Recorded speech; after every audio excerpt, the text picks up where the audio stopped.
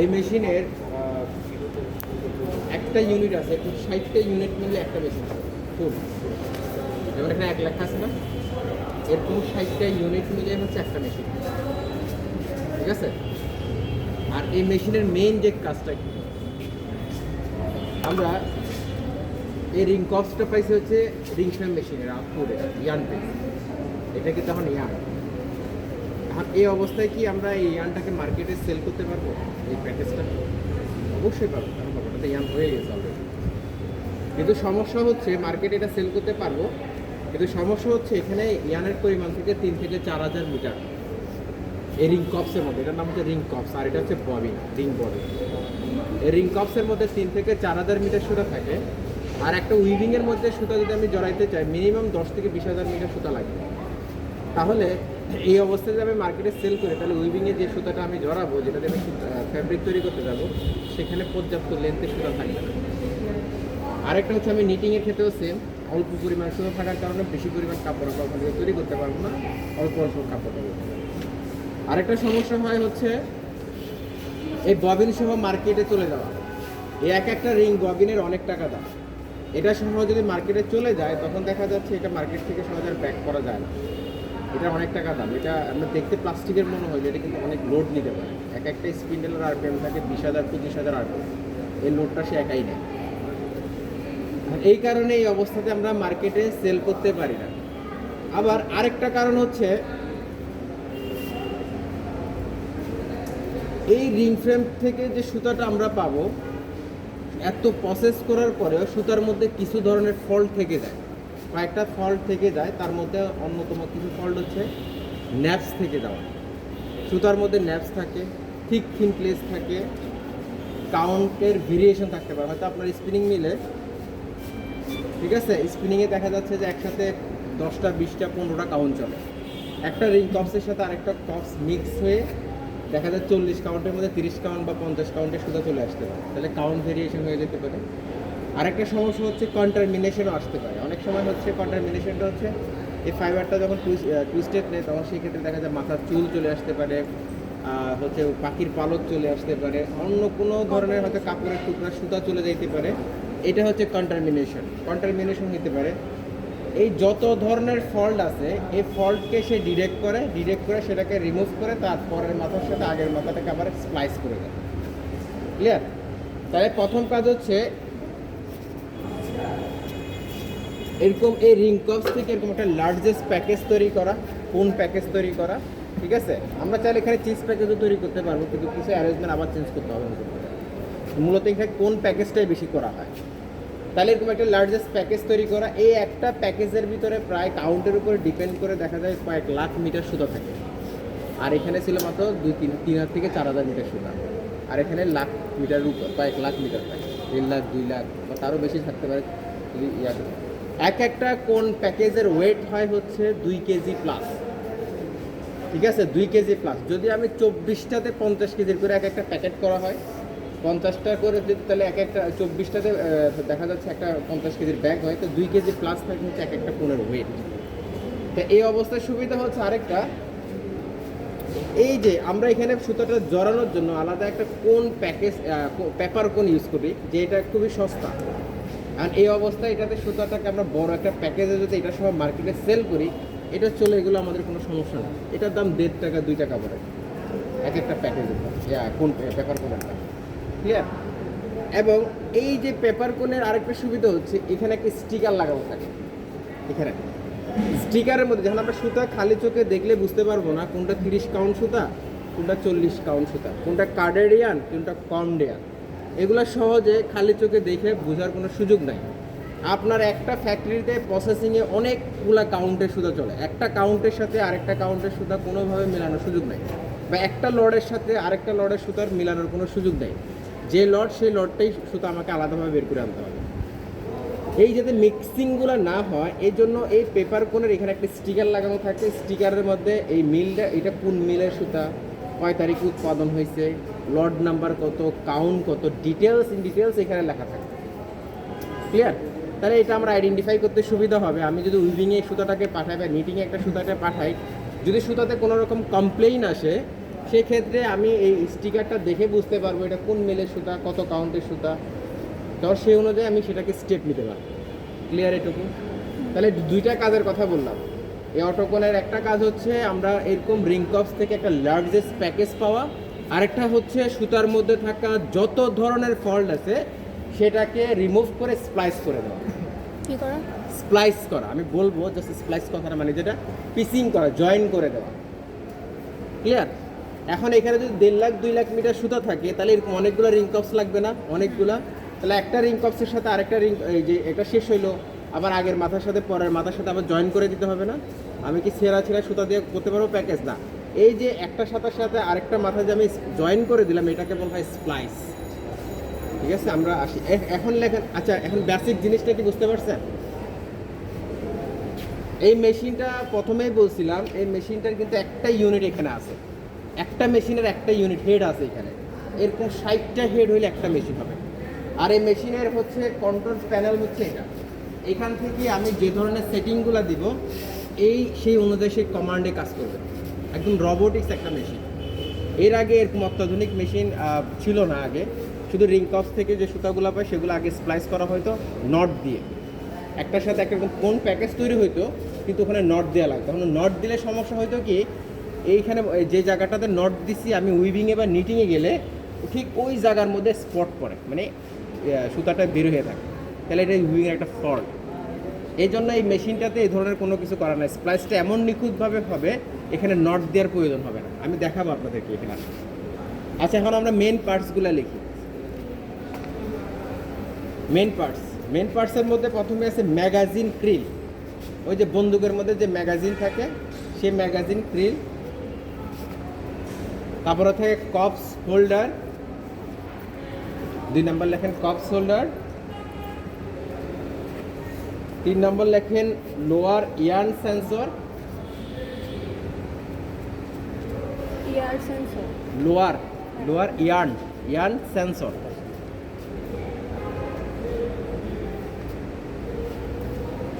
Electromagnetic yarn tensioning device. আমার কথা কি বোঝা যাচ্ছে? বুঝতে না পারলে একটু সাউন্ড দেয়। Electromagnetic yarn tensioning device. ম্যাক্সিমামের হাতে খাতা নাই, এগুলো কিন্তু লাগবে। তারপরে লেখেন স্প্লাইসার, SPLICER, স্প্লাইসার। তারপরে লেখেন lower gripper arm with shutter. 3 নম্বরটা কি লিখছিলেন? ইলেকট্রোম্যাগনেটিক ইয়ার্ন টেনশনিং ডিভাইস লিখছেন। 4 নম্বরটা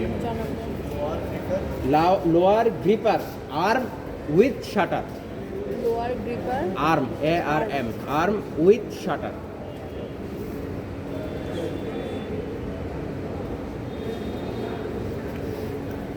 লেখেন electronic yarn clearer. Electronic yarn clearer. ব্র্যাকেটে লেখেন ক্যাপিটাল লেটারে EYC।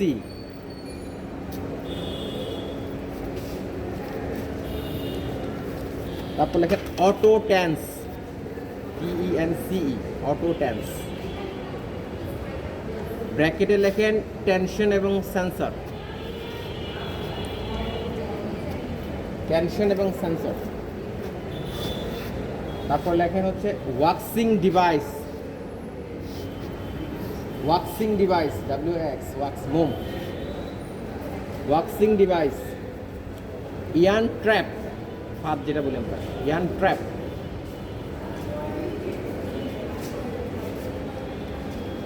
Suction pipe with upper Ian sensor, suction pipe with upper Ian sensor.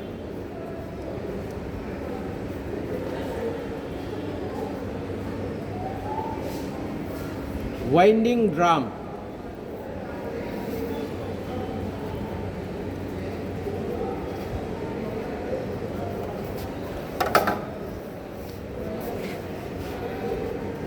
Package pedal,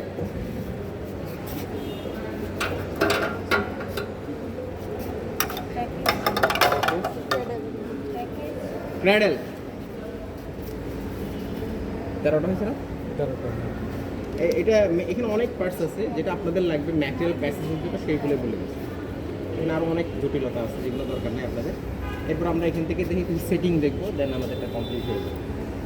আচ্ছা দেখেন, এখানে প্রথম অবস্থায় রিং ফ্রেম থেকে যে রিং কপসগুলো আসবে সেই কপসগুলোকে মেশিন অপারেটর একটা ট্রলির মধ্যে নিয়ে, যেখানে 60টা ড্রাম থাকবে বলছিলাম, 60টা ইউনিট থাকবে, ট্রলি থেকে নিয়ে প্রত্যেকটা এই ম্যাগাজিন, এটা হচ্ছে ম্যাগাজিন ক্রিল, বন্দুকের মধ্যে ম্যাগাজিন থাকে, এখানে বুলেট লোড করা থাকে না, এই ম্যাগাজিনের মধ্যে রিং কপসগুলোকে লোড করা হয়। এটা হচ্ছে ম্যাগাজিন ক্রিল, এখানে আমি লোড করে দিলাম। ক্লিয়ার? এবার একটু খেয়াল করে দেখেন, ঠিক নিচে একটা সুতা আছে, রিং কপস আছে না, যেটা এখন লোড করা অবস্থায় আছে, রানিং। দেখছেন ওই নিচে সে সুতাটার ম্যাটেরিয়াল প্যাসেজ ডায়াগ্রামটা দেখেন সরাসরি কোন প্যাকেজে আসছে, খেয়াল করছেন এটুকু? যে নিচে একটা ফিট করা আছে না?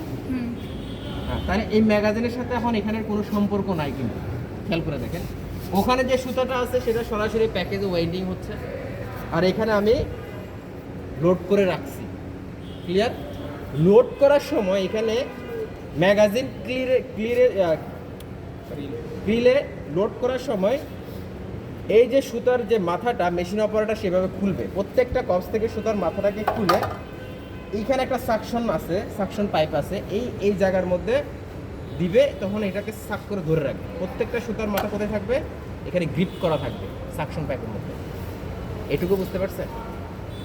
এই যে কপসগুলোর যেগুলো আমি লোড করে রাখছি সবগুলো সুতার মাথা থাকবে এখানে, এই পয়েন্টে গ্রিপিং অবস্থায় আছে, আর একটা লোড করা অবস্থায় আছে। এটা কি ম্যানুয়ালি করবে মানে? হ্যাঁ, এখানে লোড করবে ম্যানুয়ালি। এই যে সুতার মাথাটাকে আমি এখানে ফিট করে দেবো, এটাও করবে ম্যানুয়ালি। ক্লিয়ার? এটুকু দেখেন এবারে। এটা হচ্ছে 1500 মিটার পার মিনিটে চলে, মানে 1 মিনিটে এখানে ওয়েন্ডিং হচ্ছে 1500 মিটার। 1500 মিটার পার মিনিটে সেটা চলছে। তাহলে ওখানে যদি 3000 মিটার সুতা থাকে, তাহলে যদি কোনো ফল্ট না আসে তাহলে 2 মিনিটে সুতার প্যাকেজটা শেষ হয়ে যাবে। আরেকটা যখন সুতার প্যাকেজটা শেষ হয়ে যাবে, যে জায়গার মধ্যে কপসটা বসানো আছে এটার নাম হচ্ছে কপস হোল্ডার। এই অংশটুকু কপসটা যেখানে বসানো আছে এটার নাম কি? Corps holder. এখন এখান থেকে যখন সুতাটাকে শেষ হয়ে যাবে, প্যাকেজে জড়িয়ে যাবে, তখন পুরো সুতাটা শেষ হয়ে পুরো প্যাকেজের মধ্যে সুতাটা চলে যাবে, তখন ববিনটা এমটি খালি হয়ে যাবে, এভাবে খালি ববিন হবে, এখানে কোনো সুতো থাকবে না। তখন কপস হোল্ডার সেটাকে কী করবে? ধাক্কা দিয়ে উপরের দিকে ফেলে দিবে। ফেলে দিলে সেটা এখানে একটা জমা হবে, এখানে একটা কনভেয়ার বেল্ট থাকে, তার মাধ্যমে অন্যদিকে চলে যাবে। এই যে এমটি ববিনটাকে এখানে ফেলে দিবে, ফেলে দেওয়ার পরে এখন সুতা তো চলে গেছে শেষ মাথা ওখানে প্যাকেজে, তখন এখানে একটা শাটার আছে, খেয়াল করেন দেখছেন শাটার? এই শাটারটা ক্লোজ হবে। ক্লোজ হওয়ার পরে এই যে ম্যাগাজিনটা ঘোরার সাথে সাথে আবার একটা রিং কপস দিয়ে কপস হোল্ডারে ফিট হয়ে গেল। এটুকু বুঝতে পারছেন সবাই? কিন্তু সুতার মাথাটা কোথায় ছিল গ্রিপ করা? এখানে ছিল। কিন্তু দেখেন আমি এখানে যদি সুতার মাথাটা ধরে রেখে কপসটাকে ওখানে ফেলে দিই, তাহলে সুতার মাথা কিন্তু এখানেই থেকে যাবে, কপসটা ওখানে যায় ফিট হয়ে যাবে, কিন্তু সুতার মাথা যেতে পারছে। আর যেটা শেষ হয়েছে সেটা কোথায় চলে গেছে? উপরে প্যাকেজে চলে গেছে। তাহলে এখানের সাথে কোনো কানেকশন আছে এখন? আর কিছু নাই। এটুকু খালি মনে রাখেন। দেখেন এখন যখন এবার আসে হচ্ছে যে কপস হোল্ডার চিনছেন, আর এরপরের ধাপ ছিল হচ্ছে সেন্সর, লোয়ার ইয়ান সেন্সর। দেখেন ইউ শেপটের, আমার আঙ্গুলের মাথা দেখেন একটু ইউ শেপটের আছে না, এটার মাঝখানে সুতাটা আছে, খেয়াল করেন। এটার নাম হচ্ছে কি? লোয়ার ইয়ান সেন্সর। যদি হ্যাঁ এটা এই মাঝখানে সুতাটা আছে, দেখেন আছে না মাঝখানে? যদি এখানে সুতা থাকে মেশিন রানিং থাকলো, যদি সুতা না থাকে মেশিন বন্ধ থাকবে, ওই ওয়াইন্ডিংটা বন্ধ। যখন সুতাটা প্যাকেজ থেকে চলে গেছে তাহলে ওয়াইন্ডিংটা বন্ধ হয়ে গেছে, তখন এই ম্যাগাজিন ক্রিলটা ঘুরে নতুন একটা কস ওখানে ফিট করে দিল। এটুকু বুঝতে পারছেন? তাহলে এখন সুতা নাই, মেশিন বন্ধ, ওয়াইন্ডিং বন্ধ, বন্ধ অবস্থায় শুধু এই আমার যেটা হচ্ছে ম্যাগাজিন ক্রিল, ওখান থেকে একটা কস ফিট হয়ে গেল, সুতার মাথাটা এখানে গ্রিপ করা আছে, আর একটা সুতার মাথা এখানে আছে, প্যাকেজের মধ্যে আছে। আচ্ছা, এটুকু কথা মনে রাখেন, এটুকু আমরা আবার পরে আসতেছি, এটুকু আপনারা মনে রাখেন, এটুকু আমরা পরে আসবো। এখন এইগুলো পার্টসগুলো আবার দেখি। এখানে কালো একটা গোল ডিস্কের মতো জিনিস আছে, যেটার ভিতর দিয়ে সুতাটা যাচ্ছে, যে আমার আঙ্গুলের মাঝখান থেকে ভিতরে গোল ডিস্কের মতো দেখা যাচ্ছে, এই পাশে একটা, এই পাশে একটা। এটার নাম হচ্ছে ইলেকট্রোম্যাগনেটিক ইয়ার্ন টেনশনিং ডিভাইস। একটু ভালোভাবে শুনেন, মুখস্থ করা লাগবে না, আজকে এখানেই মুখস্থ হয়ে যাবে সব কিছু। একটু দেখেন, আমি যেভাবে শিখিয়ে দিচ্ছি একবার মুখস্থ হয়ে যাবে, বাসায় যা করতে হবে। এটার নাম হচ্ছে ইলেকট্রোম্যাগনেটিক ইয়ান টেনশনিং ডিভাইস, দুইটা ডিস্কের মতো গোল, যেটার মাঝখান থেকে সুতাটা আসে। এখন একটু খেয়াল করেন, একটু এটা দেখতে পাইছেন না? এবার একটু খেয়াল করেন, আমার দিকে তাকান। এই সুতাটার নিচ থেকে এখানে যে ওয়েন্ডিং হচ্ছে, তাহলে সুতার মধ্যে একটা টেনশন লাগবে না? একটা টেনশন আছে না নির্দিষ্ট? টেনশন যদি বেশি হয়, আমি বেশি টেনশনে যদি টান দিই, তাহলে কী হতে পারে? সুতাটা ছিঁড়ে যাইতে পারে। ছিঁড়ে যদি নাও যায়, আরেকটা সমস্যা হতে পারে। টেনশন যখন বেশি হবে, তখন এখানে যে সুতাটা জড়াবে, এটা অনেক টাইটভাবে জড়াবে। তখন এখান থেকে যখন সুতাটাকে নিটিংয়ে বা উইভিংয়ে আনওয়াইন্ড করতে যাব, তখন সহজে খুলে আসবে না, কারণ প্যাকেজটা অনেক হার্ড হয়ে যাবে। ঠিক আছে? যে ওয়াইন্ডিংটা আমি করছি এখানে প্যাকেজে, ওয়াইন্ডিংটা হয়েছে সুতাটা অনেক বেশি হার্ড হয়ে গেছে, সুতাটা খুলে সহজে আসতে যাবে না, বারবার ছিঁড়ে যাবে। ঠিক আছে? বারবারই ছিঁড়ে যাবে, ওখানে উইভিংয়ে দিলে বারবার ছিঁড়ে যাবে, কারণ এটা অনেক টাইটভাবে লেগে আছে। আচ্ছা দেখেন, এই একটা গেল। আরেকটা সমস্যা, যদি সুতাটা যদি লুজ ফর্মে আসে, মানে খুব আস্তে লুজ ফর্মে জড়ায়, এখানে যে টেনশনটা যদি লুজ থাকে, তাহলে এখানে খুব হালকাভাবে জড়াইলো, তাহলে কী হতে পারে? সমস্যাটা প্যাকেজ থেকে সুতাটা খুলে চলে আসতে পারে। আমি যদি কোনো একটা জিনিসকে লুজভাবে ওয়াইন্ডিং করি, দেখবেন অটোমেটিক্যালি সেটা খুলে যাচ্ছে উইভিংয়ে নিটিংয়ে। এখান থেকে প্যাকেজটা কালেক্ট করার সময় দেখা যাচ্ছে আমার এখান থেকে সুতাটা খুলে আসছে, তাহলে এটা একটা ফল্ট হচ্ছে। তাহলে ওই যে আমার রিং কপস থেকে কোণের মধ্যে যে সুতাটাকে আমি ওয়াইন্ডিং করাবো, তাহলে আমাকে এখানে যে টেনশনটা দেবো, টেনশনটাকে একটা ফিক্সড রাখতে হবে, এটা নির্দিষ্ট পরিমাণ টেনশনে রাখতে হবে, যাতে আমার প্যাকেজটা সুতাটা ছিঁড়ে না যায়, যাতে আমার প্যাকেজটা বেশি হার্ড না হয়, আবার বেশি পরিমাণে সফটও না হয়। ক্লিয়ার এটুকু? এইটা হচ্ছে কন্ট্রোল করে হচ্ছে ইলেকট্রোম্যাগনেটিক ইয়ান টেনশনিং ডিভাইস। লেখাই আছে এখানে, কথার মধ্যেই আছে যে এখানে এটা ম্যাগনেটিক টেনশনিং ডিভাইস, এখানে একটা টেনশনের জন্য কাজ করে টেনশন। তাহলে এটার কাজ হচ্ছে যে প্যাকেজের মধ্যে যে আমি সুতার মধ্যে টেনশনটা দিব, টেনশনটা যাতে ফিক্সড থাকে, বেশিও না হয় আবার কমও না হয়। ক্লিয়ার? লোয়ার ইয়ান সেন্সরের কাজ বোঝা গেছে, যে ওখানে সুতা থাকলে মেশিন রানিং, না থাকলে বন্ধ। ঠিক আছে? কপস হোল্ডারের কাজ বোঝা গেছে। কপস হোল্ডারের কোনো কাজ নাই, জাস্ট যদি ওখানে শেষ হয়ে যায়, এমটি ববিনটাকে ফেলে দেয়, আবার নতুন একটা ববিন এখানে ফিট করে দেওয়া। ঠিক আছে? ওকে, এটা হচ্ছে। এরপর আসি lower gripper arm with shutter. এখানে একটা শাটার আছে, দেখছেন?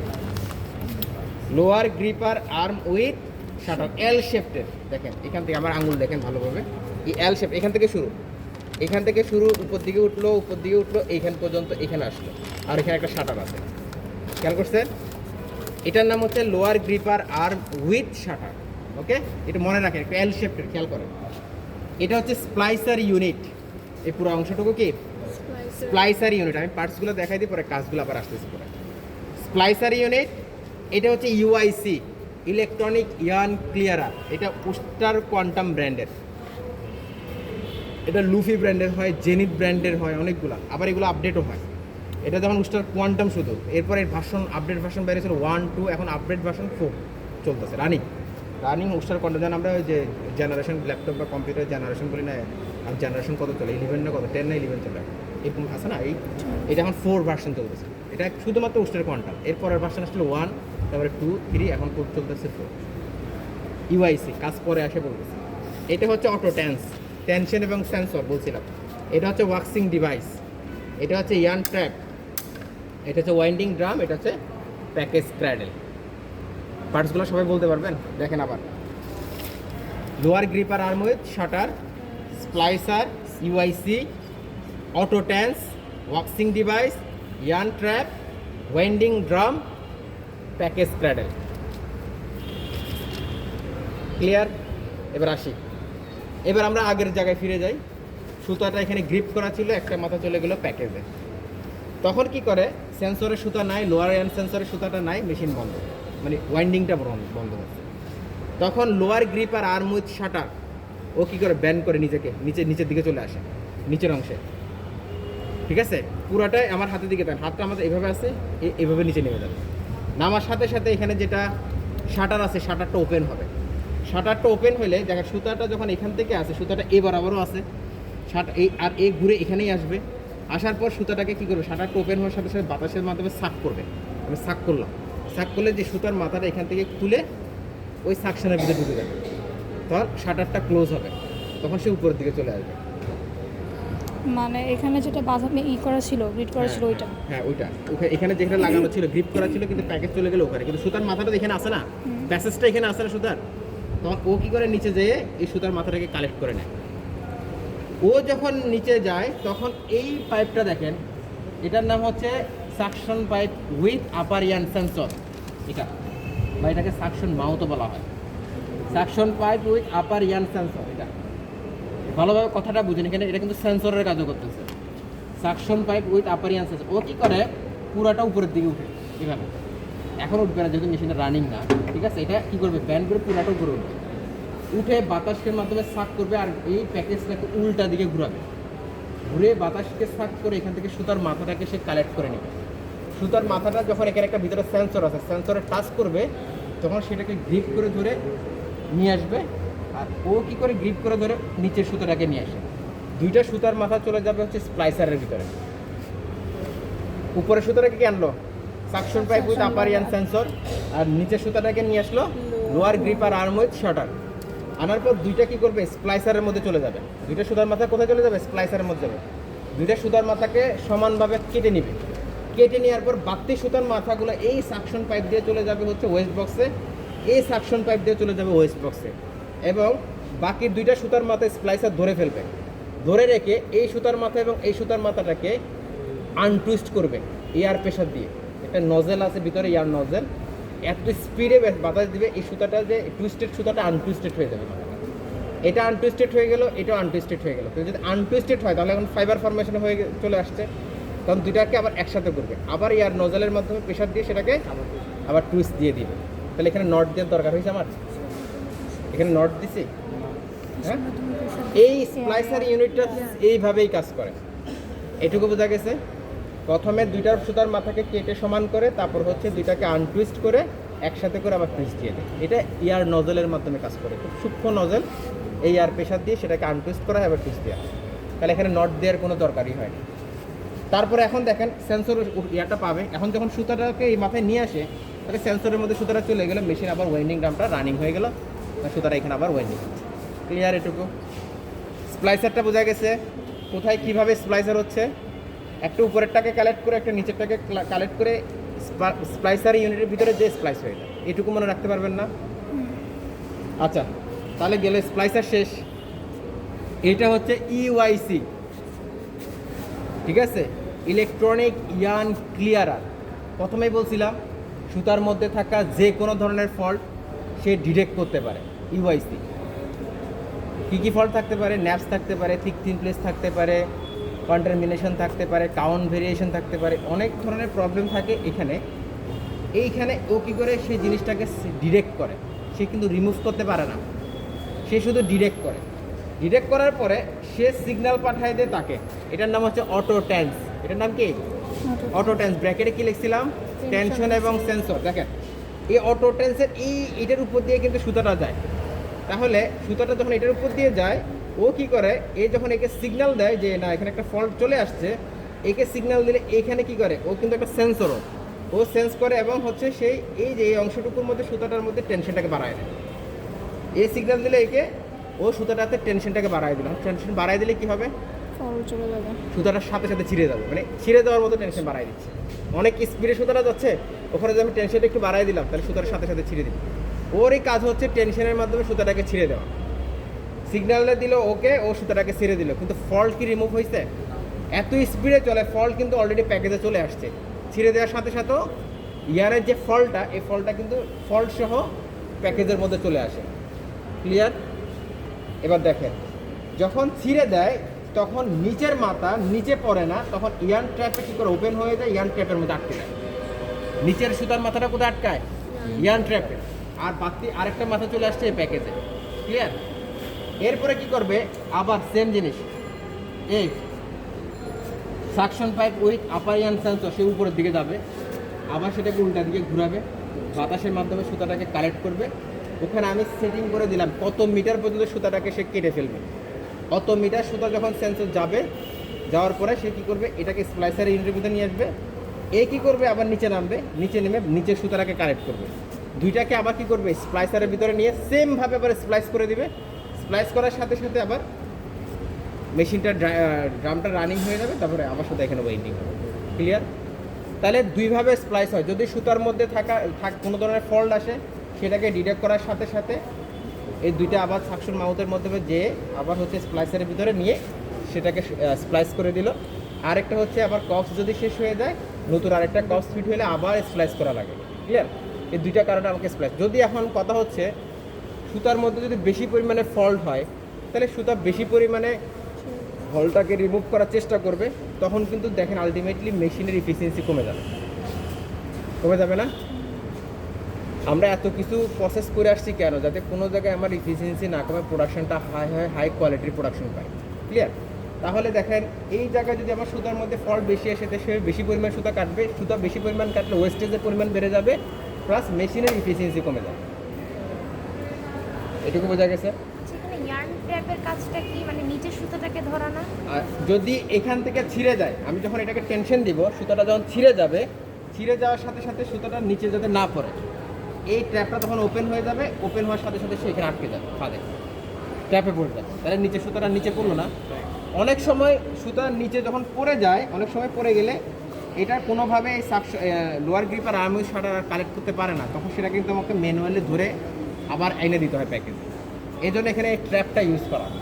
আচ্ছা, এই ট্র্যাপটা যদি ইউজই করে তাহলে আবার এখানে আবার ওই সাকশন পাইপটা তখন আবার নিচে নামছে কেন? কোনটা? মানে সাকশন পাইপটা আবার নিচে নেমে আবার ইয়ার্ন। ও আচ্ছা আচ্ছা, হ্যাঁ। এখন ট্র্যাপে পড়ছে না, এখন ও কী করে, এই নিচে নেমে আবার এইখান থেকে সুতাটাকে যখন কালেক্ট করে তখন ট্র্যাপ থেকে সুতাটা খুলে ওর মাথা দিকে চলে যায়, এই লোয়ার গ্রিপার আর্মুক ছাটা। ও যদি সুতাটাকে কালেক্ট করে না নিয়ে আসতে পারে তাহলে তো এখন আপনার কথা হচ্ছে যে এটা তো অলরেডি স্প্লাইসের বরাবর আছে, তাই তো? এখানে ট্র্যাপে পড়ছে, স্প্লাইসের বরাবর আছে, তাহলে কেন নিতে হবে?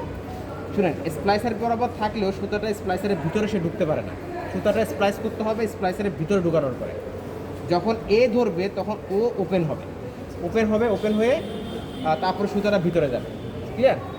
এ না নেওয়া পর্যন্ত সুতা কোনোভাবে স্প্লাইস হবে না। ক্লিয়ার? এই নিয়ে যখন এখানে দিবে তখন দেখা যাচ্ছে আমার স্প্লাইসারের ভিতরে স্প্লাইসিংয়ের যে কাজটা সেটা হবে। ক্লিয়ার? ওকে, তাহলে আমার এরপর হচ্ছে এখান থেকে ইয়ার্ন ট্র্যাপে পড়লো, নিচেরটাকে কালেক্ট করলো, উপরেরটা কালেক্ট করে এখানে আবার আমাকে স্প্লাইস করে দিয়ে আমি সুতাটাকে ওয়েন্ডিং করবো। এটা হচ্ছে ওয়েন্ডিং ড্রাম বা এটাকে গ্রুপ ড্রামও বলা হয়। এটার কন্টাকে বসে থাকার কারণে প্যাকেজটা ড্রাইভ পায়, এটা ঘোরার কারণে এটা ড্রাইভ পাবে। এটা এখান থেকে আলাদা থাকলে এটা কিন্তু কখনো ড্রাইভ পাবে না। ক্লিয়ার? এখানে গ্রুপ করা আছে এই টাওয়ারসিংয়ের জন্য, এটা হচ্ছে ক্রস ওয়াইন্ডিং, এই প্যাকেজটা টাওয়ারসিংয়ের জন্য। ক্লিয়ার? এইভাবে হচ্ছে এই মেশিনটা কাজ করে। খুবই বেসিক জিনিস, আপনারা একটু ভালোভাবে খেয়াল করলে হয়তো জিনিসটা এখানে ক্লিয়ার হয়ে যাওয়ার কথা। আর কতটুকু বুঝছেন আপনারা আমরা যাই। এখন আমরা আসি সেটিংটা একটু দেখি যে আমরা সেটিংগুলো কী কী।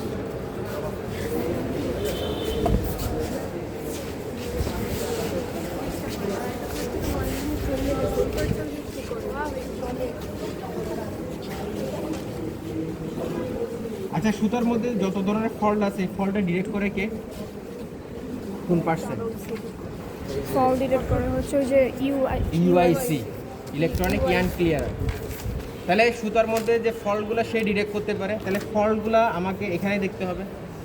ইউআইসির মধ্যে সেটিংটা চেঞ্জ করতে হবে। এই মেশিনের দুইটা সেটিং আছে, একটা মেশিনের সেটিং স্ল্যাপোস, এই মেশিনের নাম বলছিলাম কি স্ল্যাপোস, আর একটা হচ্ছে ইউআইসি। ঠিক আছে, আপনারা দেখতে পাচ্ছেন এই স্ল্যাপোস, এটা হচ্ছে মেশিনের সেটিং। আবার যখন এখানে ক্লিক করবো তখন হচ্ছে উস্টার কোয়ান্টাম, ওই যে উস্টার কোয়ান্টাম ব্র্যান্ডের যেটা বললাম না ইউআইসি।